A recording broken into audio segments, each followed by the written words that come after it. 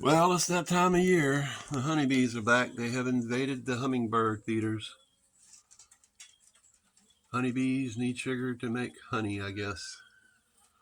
They have completely drained. We just built these up 2 days ago, and they have drained 6 inches of hummingbird food out of them.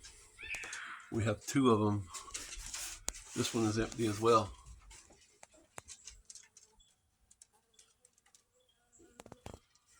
They get inside and then they die.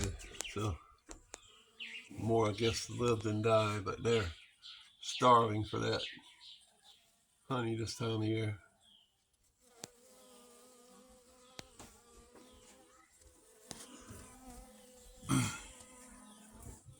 Some of them will do their little dances too if you watch.